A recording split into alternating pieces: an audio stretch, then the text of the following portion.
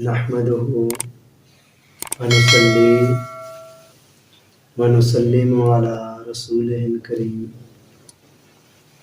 أما بعد فأعوذ بالله من الشيطان الرجيم بسم الله الرحمن الرحيم يوم لا ينفع مال ولا بنون إلا من أتى الله بقلب سليم صدق اللہ العظیم۔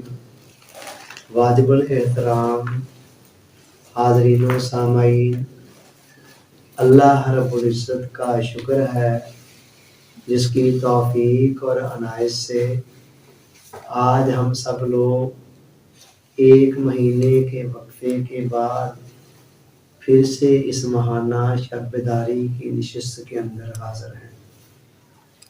پچھلی 3 نشستوں سے ہمارا جو سلسلہ وار بیان چل رہا ہے اس کا مین عنوان ہے قلب سلیم، سلامتی والا دل۔ اس حوالے سے جو پہلی نشست ہوئی اس میں ہم نے دل کی اہمیت کو اور اس کی مختلف اقسام کو بیان کیا۔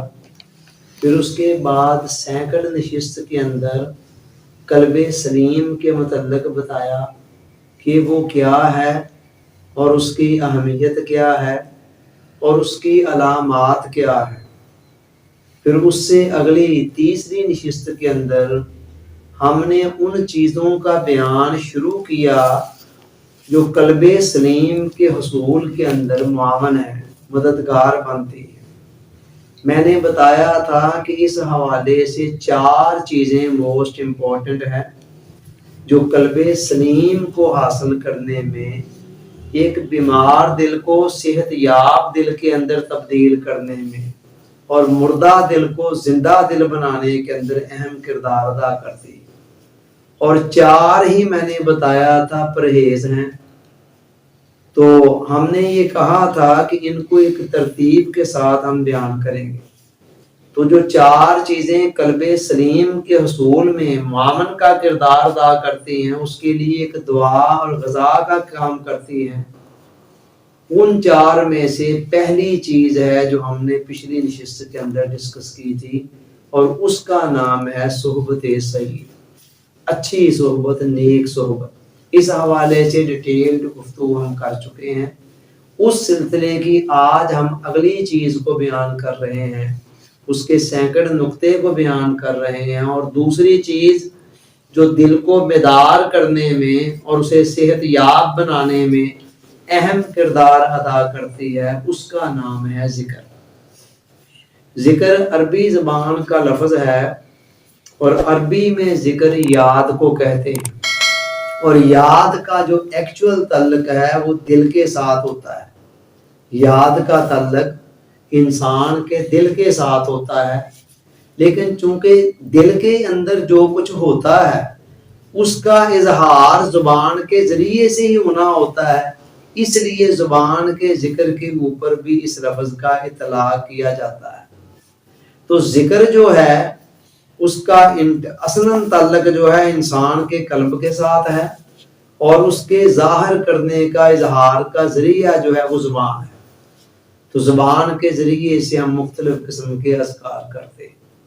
تو ذکر قلب سلیم کے حصول میں بڑی امپورٹنٹ چیز ہے، اور قرآن مجید کے اندر جگہ جگہ پر ذکر کی اہمیت کو بیان کرتے ہوئے اس کا حکم دیا گیا ہے۔ قرآن نے کہا یا ایھا الذین آمنوا، اے ایمان والو، اذکروا اللہ، اللہ کا ذکر کیا کرو، ذکرن کثیرا، کتنا ذکر کرنا ہے؟ فرمایا کثرت کے ساتھ اللہ کا ذکر کیا کرو، اللہ کو یاد کیا کرو۔ اب آپ یہ دیکھیں کہ اسلام کا جو عمومی مزاج ہے نا، وہ اعتدال والا ہے، توازن والا ہے، میانہ روی والا ہے۔ اسلام صدقہ و خیرات کی بات کرتا ہے تو وہاں بھی کہتا ہے اعتدال کی روش اپناؤ، کہتا لا تجعل یدک مغلولۃ الی عنقک ولا تبسطھا کل البسط، کہ نہ تو اتنا کنجوس بن جا کہ اپنے ہاتھ کو ہی اپنی گردن سے چپکا لے، یعنی کسی کو کچھ دینے کا روادار، اور نہ ہی اپنے ہاتھ کو اس طرح کھول دو کہ پیچھے تمہارے پاس بچے ہی کچھ نہ، بلکہ ان دونوں کے درمیان میں ہونی چاہیے۔ اسی طرح چال ڈال کے متعلق بات کرتے فرمایا وقصد فی مشیک، کہ اپنی جو رفتار ہے نا اس کو میانہ روی والی رکھا کرو، بہت تیز رفتار سے چلنا مناسب نہیں۔ واغضض من صوتک، اور آواز کو ذرا پست رکھا کرو، زیادہ چلا کر بات کرنا بھی اچھی بات نہیں۔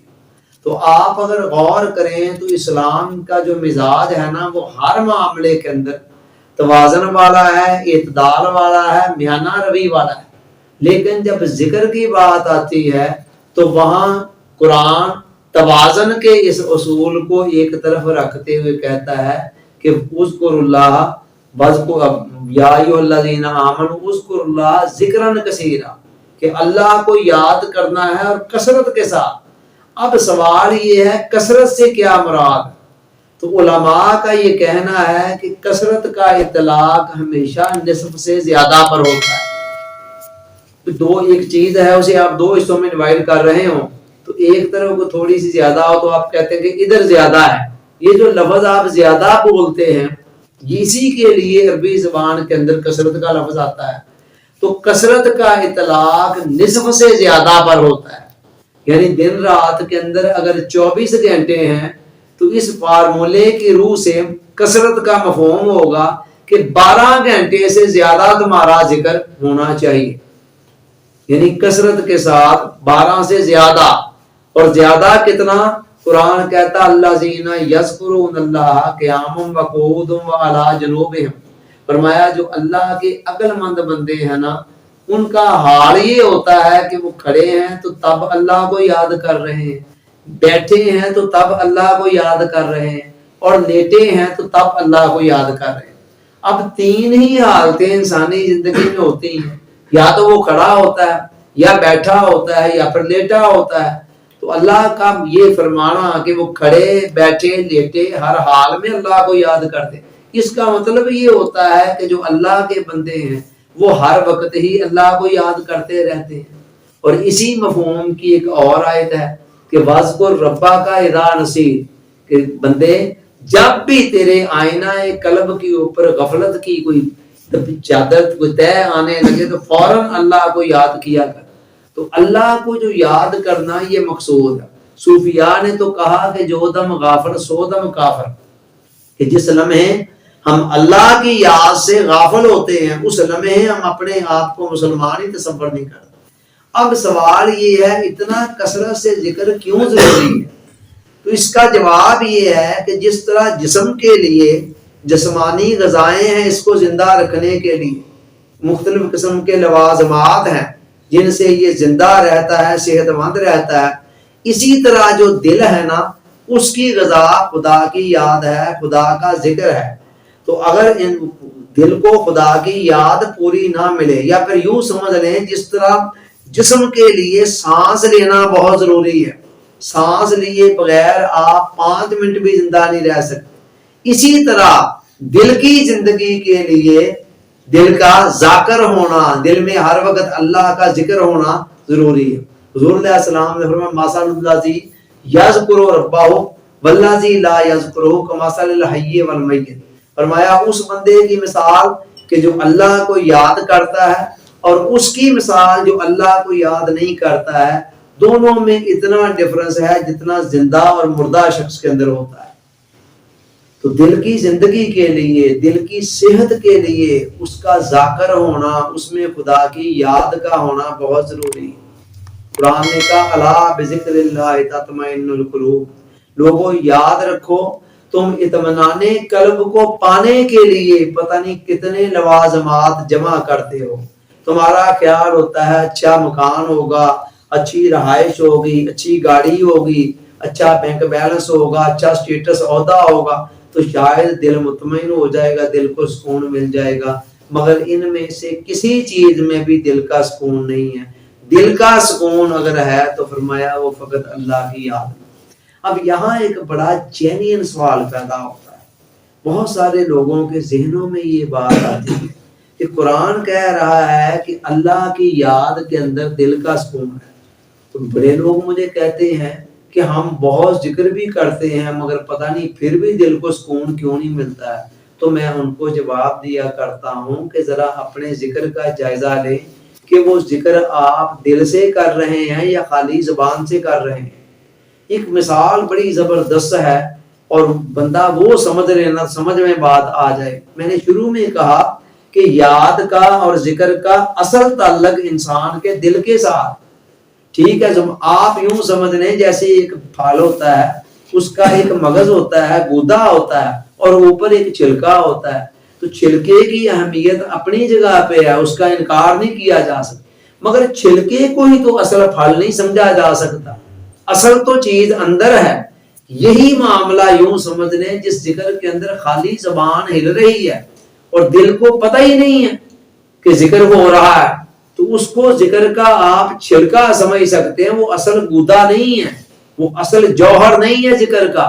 تو اس کو میں ایک مثال کے ذریعے سمجھایا کرتا ہوں کہ آپ یہ دیکھیں کہ جب ہمیں پیاس لگتی ہے تو پیاس کہاں فیل ہو رہی ہوتی ہے؟ زبان کے اوپر.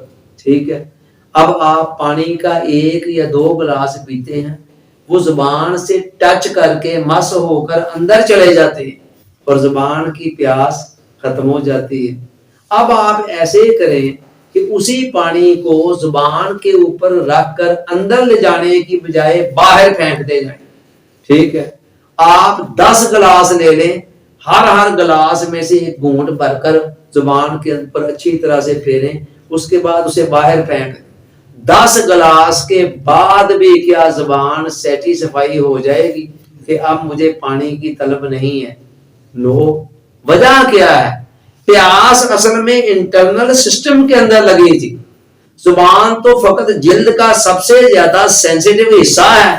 جب اندر پانی کی کمی ہوئی تو جلد تک اس کے اثرات پہنچے اور جلد کا سب سے سینسیٹیو حصہ زبان تھا، اس کے ذریعے سے اظہار ہونا شروع ہو گیا. جب پانی اندر پورا ہو گیا، اندر کے سسٹم کے اندر پانی پورا ہو گیا، تو لہذا وہ سگنل جو بھیجے گئے تھے جلد تک آئے تھے وہ واپس لے لیے گئے اور زبان نے بھی کہا کہ ٹھیک ہے، آئی ایم سیٹسفائی. مگر جب آپ نے وہی پانی اس سے بھی کئی گنا زیادہ آپ نے اندر بھیجنے کی بجائے زبان کے اوپر کلی اچھی طرح سے کر کے زبان کے اوپر ہلا جلا کر باہر پھینکنا شروع کیا، تو اندر جہاں اصل ضرورت تھی پانی کی اس سسٹم کو پانی پہنچا ہی نہ. تو لہذا زبان 10 گلاسوں کو اس طرح منہ میں لے لے کر باہر پھینک کر بھی پیاسی کی پیاسی رہ گئی. سیم معاملہ ذکر کا ہے. ذکر کے اثرات، ہم جو ذکر کرتے ہیں اس کے اثرات دل تک تو پہنچتے نہیں ہیں. دل پتہ نہیں کہاں کہاں غافل ہوتا ہے اور زبان ذکر کیے جا رہی ہوتی، تسبیح چل رہی ہوتی ہے. نتیجہ یہ نکلتا ہے کہ بہت سارا ذکر کر کے بھی اطمینان قلب میسر نہیں آتا ہے. تو قرآن نے تو وارننگ دیتے ہوئے کہا تھا کہ الا بذکر اللہ تطمئن القلوب، کہ لوگوں آگاہ ہو جاؤ، دلوں کا اطمینان اگر کسی چیز میں ہے تو فقط اللہ کی یاد. اب ذکر کون سا کیا جائے، کب کیا جائے، کیسے کیا جائے؟ تو ذکر کے اندر ٹاپ آف دی لسٹ، اس کی جو مختلف فارمز ہیں، مختلف شکلیں ہیں، ٹاپ آف دی لسٹ اس کی جو سب سے اپر شکل ہے نا، اس کا نام نماز ہے. قرآن نے کہا اقیم الصلاۃ لذکری، اللہ نے فرمایا کہ لوگوں نماز کو قائم کیا کرو میری یاد کی خاطر. تو نماز ذکر کی بیسٹ صورت ہے جس کے اندر ذکر کی کئی شکلیں اور کئی حالتیں اللہ نے جمع کر دی گئی. کئی قسم کے اذکار بھی اس کے اندر ہوتے ہیں اور ساتھ مختلف قسم کی حیتوں کے ذریعے سے انسان اپنی بندگی کا اظہار بھی کر رہا ہوتا ہے اور اقرار بھی کر رہا ہوتا ہے. تو یہ بیسٹ شکل ہے جو انسانی شخصیت کو پالش کرنے کے اندر بڑا اہم کردار ادا کرتی ہے.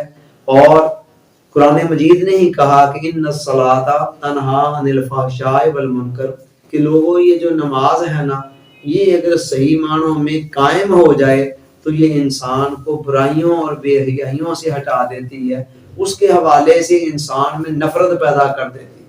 اور حضور علیہ السلام نے فرمایا من لم تنہا صلاتہ عن الفحشاء والمنکر، جس شخص کی نماز اسے برائیوں اور بے حیائیوں سے نہیں روکتی، فلا صلاۃ لہ، اس کی نماز ہی نہیں ہے، وہ نماز کی جسٹ ظاہری حیت کو قائم کیے ہوئے ہے، نماز کی جو اصل روح ہے نا اس تک وہ پہنچا ہی نہیں ہے۔ اگر وہ روح کو پا گیا ہوتا تو سوال ہی پیدا نہیں ہوتا کہ انسان نمازیں پڑھ رہا ہوتا سال ہا سال تک اور اس کی سیرت اور کردار کے اندر کوئی تبدیلی نہ آ رہی ہوتی، کوئی اثر نہ پڑ رہا ہو۔ حضرت واصف علی واصف رحمۃ اللہ علیہ فرماتے ہیں کہ اگر مسجد محلہ کے اندر عبادات بھی جاری ہیں، محلہ کی مسجد میں اگر عبادات بھی چل رہی ہیں لیکن اہل محلہ کی سوشل لائف کے اندر کوئی فرق نہیں پڑ رہا ہے تو وہ عبادات جو ہیں وہ قابل غور ہیں کہ وہ عبادات واقعی عبادات ہیں یا جسٹ عبادات کا چھلکا ہے یا جسٹ ظاہری طور پر ایک فارم ہے، ایک شکل ہے عبادات کی کہ وہ انسانی زندگی کے اوپر اثر انداز کیوں نہیں ہو رہی۔ اور سیدنا عمر فاروق رضی اللہ تعالیٰ عنہ نے اپنے گورنر کے نام جو لیٹر لکھا تھا اس کے اندر بڑی اہم بات لکھی، فرمایا اِنَّ أَهَمَّ أُمُورِكُمْ عِنْدَ الصَّلَاةِ، کہ تمہارے تمام معاملات میں سے مختلف گورنرز کو مخاطب ہوتے ہوئے فرما رہے ہیں میرے نزدیک سب سے اہم ترین چیز نماز ہے، ٹھیک ہے۔ فرمایا من حافظہ فحافظ علیہ فقد حافظ دینہ، جس نے اس کی حفاظت کر لی اور اس حفاظت کے اوپر ثابت قدمی اور استقامت اختیار کر لی، سمجھ لو کہ اس نے سارا دین محفوظ کر دیا۔ ومن ضیعہ فہو لما سواہ اضیع، اور جس نے اس کو ضائع کر دیا وہ اس کے علاوہ بقیہ دین کو اس سے بھی زیادہ ضائع کرنے والا ہو۔ اور آقا نے ایک تمثیل کے ذریعے سے صحابہ کو فرمایا کہ تمہیں پتہ ہے اگر تمہارے گھر کے باہر ایک نہر بہ رہی ہو اور اس نہر کے اندر کوئی شخص 5 دفعہ دن کے اندر غسل کرے تو کیا اس کے جسم پر کوئی میل کچیل باقی رہ سکتا ہے؟ ہم ظاہر کامن سینس بتاتی ہے کہ ایک دن کے اندر 5 مرتبہ غسل کرنے والا بھلا کیا کون سا میل کچیل اس کے جسم پر رہ جائے گا؟ 5 مرتبہ کرنے کا مطلب ہے ہر چند گھنٹے کے بعد جو بندہ نہا رہا ہوگا وہ میل کچیل کہاں پھر باقی بچے گی؟ تو انہوں نے کہا نہیں یا رسول اللہ بالکل نہیں۔ فرمایا سیم معاملہ 5 وقت کی نماز کا ہے کہ جو 5 وقت کی نماز باقاعدگی سے پڑھتا ہے تو وہ گناہوں سے اسی طرح پاک صاف ہوتا چلا جاتا ہے۔ تو سب سے ٹاپ جو فارم ہے نا ذکر کی وہ ہے نماز۔ اس کے بعد دوسرے نمبر پر جو شکل آ رہی ہے اس کو کہتے ہیں قرآن مجید۔ یہ قرآن مجید نماز اس لیے اوپر ہے کہ نماز کے اندر خود قرآن کی تلاوت بھی ہے اور اس کے علاوہ بھی بہت کچھ ہے۔ تو اس کے بعد آٹومیٹکلی دوسرے نمبر پر لا محالہ قرآن مجید آتا ہے جو خالق کائنات کا کلام ہے، اور خالق کائنات کا یہ کلام ہے۔ یہ بات سمجھیں ذرا کہ پہلے بھی کتابیں اللہ رب العزت نے بھیجی تھی مگر وہ کتابیں جو تھیں کتابیں تھیں، وہ تحریریں تھیں اللہ کی، یہ اللہ کا کلام ہے۔ پہلی کتابوں میں اور قرآن مجید کے اندر ڈفرنس کو اگر آپ نے سمجھنا ہونا تو موبائل کی زبان میں یہ سمجھ رہے ہیں کہ ایک ہوتا ہے آپ کے پاس ٹیکسٹ میسج کا آنا ہے اور ایک ہوتا ہے آپ کے پاس وائس میسج کا آنا۔ جو وائس میسج میں اور ٹیکسٹ میسج میں فرق ہے نا وہی فرق ہے پہلی کتابوں میں اور قرآن مجید کے اندر۔ قرآن مجید وائس میسج ہے، یہ اللہ کا اپنا کلام ہے۔ اسی لیے تو اللہ نے فرمایا کہ لو انزلنا ھذا القرآن علی جبل لرأیتہ خاشعا متصدعا من خشیۃ اللہ، کہ اگر اس قرآن کو ہم پہاڑوں پر اتار دیتے تو پہاڑ بھی اللہ کے خوف سے ریزہ ریزہ ہو گئے، یعنی وہ اس کو برداشت ہی نہ کر پاتے۔ اللہ کا کلام یہ تو اس کی بندہ پروری ہے کہ اس نے اپنا کلام جو ہے وہ ہماری زبان پر جاری کر دیا۔ اگر وہ یہ خاص مہربانی نہ کرتا تو ہمارے لیے یہ ممکن ہی نہیں تھا کہ ہم قرآن کے ایک لفظ کو بھی پڑھ سکتے۔ یہ پڑھ رہے ہیں تو یہ اس کی بندہ پروری ہے کہ اس نے اپنا کلام ہماری زبانوں پر جاری کر دیا۔ ہمارے 12-14 سالوں کے بچوں کے سینوں کے اندر آ گیا سارا قرآن جو حفظ کرتے ہیں، اور وہ قرآن جو پہاڑوں جیسی مخلوق کے اوپر بھی اگر نازل کیا جاتا تو پہاڑ ریزہ ریزہ ہو جاتے، لرز جاتے اللہ کے خوف سے، اللہ کی خشیت سے، اور ان کے بس میں نہیں تھا۔ میں کہتا ہوں حضور علیہ السلام کے بے شمار معجزے، مگر میرے نزدیک حضور علیہ السلام کا سارے معجزوں میں سے سب سے بڑا معجزہ قرآن مجید ہے، جو ایک زندہ معجزے کے طور پر آج بھی ہماری آنکھوں کے سامنے۔ باقی چاند کو 2 ٹکڑے ہوتے ہوئے ہم نے پڑھ تو لیا، ہم دیکھ تو نہیں رہے ہیں۔ اسی طرح سورج کو واپس پلٹتے ہوئے ہم نے سنا پڑھا کتابوں میں، لیکن ہم اسے دیکھ تو نہیں رہے ہیں۔ حضور علیہ السلام کا زندہ معجزہ جس کو ہم دیکھ رہے ہیں وہ قرآن مجید، اور یہ وہ گائیڈ بک ہے کہ جو انسان کو منزل مقصود کا پتہ بھی دیتی ہے کہ انسان تیری منزل کیا ہے، اس منزل تک جانے کا راستہ بھی بتاتی ہے، اور بندے کو انگلی سے پکڑ کر اس منزل تک پہنچا بھی دیتی ہے۔ قرآن نے کہا ان ھذا القرآن یہدی للتی ہی اقوم، کہ یہ قرآن بڑے پختہ اور صاف شفاف رستے کی نشاندہی کرتا ہے کہ جو سیدھا منزل کی طرف جانے والا ہے۔ اور دوسری جگہ فرماتا ہے ان ھذہ تذکرہ فمن شاء اتخذ الی ربہ سبیلا، کہ لوگوں بے شک یہ قرآن ایک یاد دہانی ہے، ایک نصیحت ہے، ایک ذکر ہے، ایک تذکرہ ہے، بس جس کا دل چاہے اس قرآن کا دامن تھام لے اور اس قرآن کے دامن کو تھام کر اللہ کی بارگاہ تک پہنچ جائے۔ تو یہ قرآن مجید یہ ذکر کی دوسری شکل ہے، اور اس کے بعد ذکر کی پھر تیسری شکل کے اندر وہ تمام اذکار سیگے آتے ہیں جو گاہے بگاہے ہم پڑھتے ہیں، جو قرآن میں آئے، حدیث میں آئے، مختلف قسم کے ذکر اذکار جو بھی ہیں وہ سارے کے سارے پھر عمومی اور متفرق شکل کے اندر آتے ہیں۔ ان کے اندر پھر آگے 3 وظیفے ایسے ہیں جن کو وظائف کی دنیا کا بادشاہ مانا گیا ہے۔ ان کے اندر نمبر 1 کلمہ لا الہ الا اللہ، جس کے متعلق خود حضور علیہ السلام نے فرمایا کہ افضل الذکر لا الہ الا اللہ، کہ ذکر جو بہترین ہے وہ لا الہ الا اللہ ہے، اور جس کے متعلق آقا نے فرمایا من قال لا الہ الا اللہ دخل الجنہ، کہ جس نے لا الہ الا اللہ پڑھ لیا، یہی وہ کلمہ ہے نا جس کو پڑھ کر انسان دائرہ ایمان میں داخل ہوتا ہے۔ فرمایا جس نے لا الہ الا اللہ پڑھ لیا وہ جنت میں داخل ہو گیا۔ اور یہی وہ کلمہ ہے کہ جب حضرت موسیٰ علیہ السلام نے اللہ سے ایک مرتبہ کہا کہ یا اللہ مجھے کوئی خاص وظیفہ پڑھنے کے لیے بتا، تو اللہ نے فرمایا کہ موسیٰ لا الہ الا اللہ پڑھا کرو۔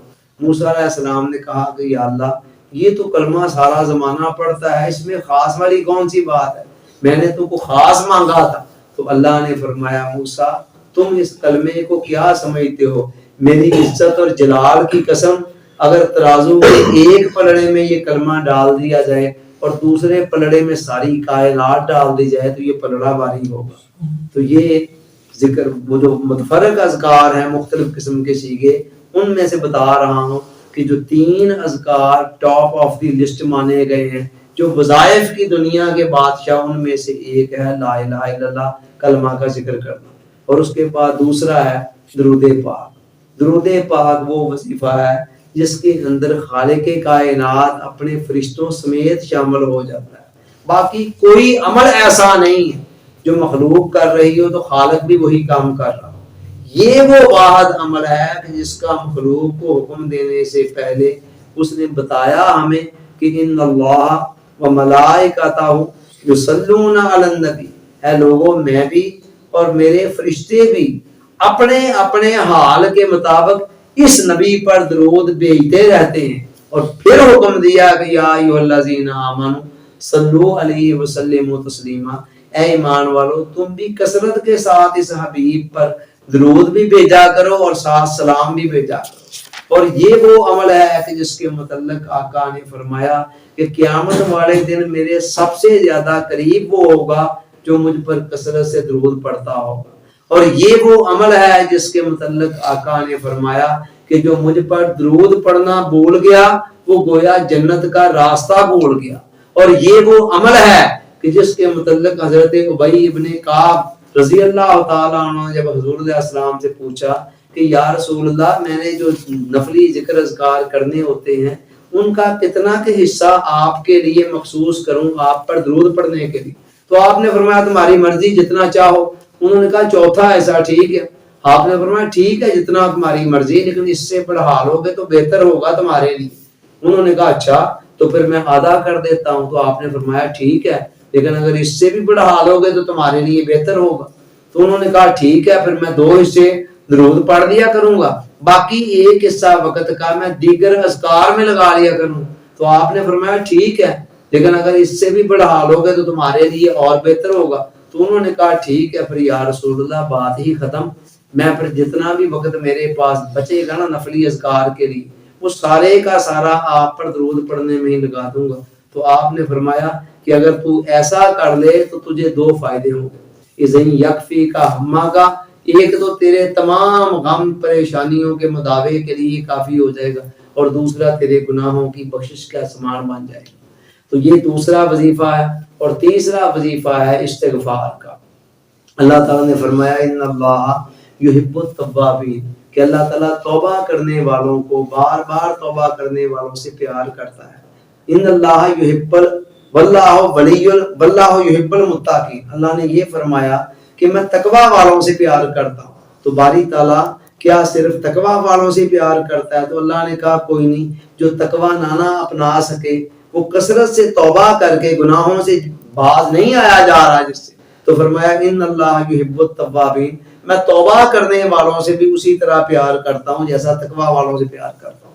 ادھر آقا قرآن مجید نے فرمایا تھا من یتق اللہ یجعل لہ مخرجا, کہ جو اللہ کا تقوی اختیار کرتا ہے اللہ اسے ہر مشکل سے نجات بنا کا راستہ دے دیتا ہے, اور اسی طرح اس کے ہر کام میں یجعل لہ من امرہ یسرا, اس کے ہر کام میں آسانی پیدا کر دیتا ہے. اور یرزقہ من حیث لا یحتسب, اسے وہاں سے رزق دے دیتا ہے جہاں سے اسے گمان نہیں ہوتا.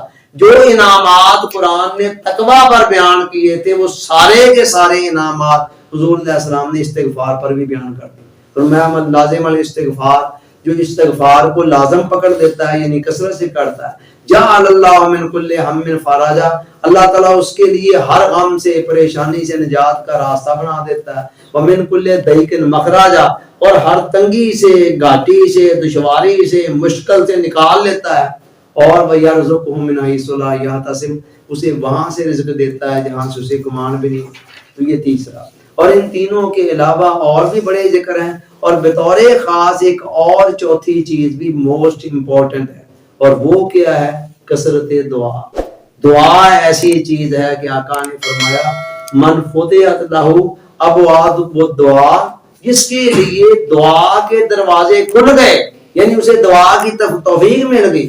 فتحت لہ ابواب الرحمہ, وہ سمجھ لے کہ میرے لیے رحمت کے دروازے کھل گئے. جس بندے کو کثرت سے دعا کی توفیق مل گئی نا, سمجھ لے کہ اس کے لیے رحمت کے دروازے کھل گئے. اور آقا نے فرمایا لا یرد القضاء, کہ قضا کسی طرح سے نہیں ٹلتی جو اللہ نے تقدیر لکھ دی ہوتی ہے, الا بالدعاء, مگر دعا کے ذریعے سے قضا بھی ٹل جاتی ہے.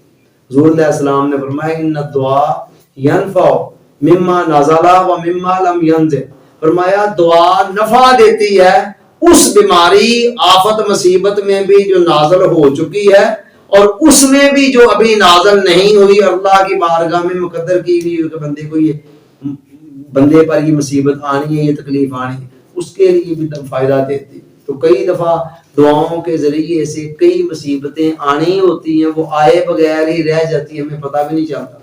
تو دعائیں بھی بڑی بہت زبردست چیز ہے. اور حضور پھر دعا کی آگے 2 شکلیں ہیں. ایک صورت تو یہ ہے نا, وہ جو مسورہ دعائیں ہیں مختلف اوقات کی, کھانے پینے, پہننے, گھر سے باہر نکل کی, گھر کے اندر آنے کی, وغیرہ وغیرہ, کھانا کھانے کی, پانی پینے کی, رات کو سونے کی, صبح کو اٹھنے کی. مقصد کیا ہے کہ بندہ ہر لمحے کسی نہ کسی طرح اللہ سے جڑا رہے. تو وہ دعائیں بڑی زبردست اپنے اندر ایک نور رکھتی ہیں. اور اس کے علاوہ وہ دعائیں جو ہم نمازوں کے بعد مانگتے ہیں اس میں بھی قرآن و حدیث کے اندر معصورہ دعائیں بھی ہیں, اور اس کے علاوہ اپنی زبان میں بھی ہیں. تو بہرحال جس بھی شکل کے اندر ہو, دعا کو جتنا آپ کثرت سے مانگیں گے اتنا ہی یہ اللہ کے ذکر کی ایک صورت بھی بنے گی, چونکہ یہ بھی ذکر کی ایک صورت ہے, اور ساتھ ساتھ اللہ کی رحمتوں کو کھینچ کر بھی لائے گی. اور جو مسورہ دعائیں مختلف اوقات کی آپ مانگیں گے تو اس میں حضور علیہ السلام کے ساتھ ایک سنت پر عمل کرنے کی نیت سے ایک ایڈیشنل بھی آقا کے ساتھ تعلق بھی مزید سے پختہ ہوگا. تو یہ ذکر کی مختصر سی اہمیت اور اس کی مختلف جو کامن صورتیں ہیں وہ میں نے آپ کے سامنے رکھی. تو یہ ذکر کی جتنی بھی شکلوں کو آپ اپنائیں گے اور زیادہ سے زیادہ اپنے دل کو ذاکر بنائیں گے اتنا ہی زیادہ آپ کے لیے جو دل ہے اس کی صفائی ہوتی چلی جائے گی، اس کے اندر اطمینان آتا چلا جائے گا، ایمان آتا چلا جائے گا، اس کے زنگ میل کچیل داغ دبے اترتے چلے جائیں گے۔ اللہ تعالیٰ ہم سب کو یاد رکھنے اور ان کی توفیق عطا فرمائے۔ وما علینا الا البلاغ۔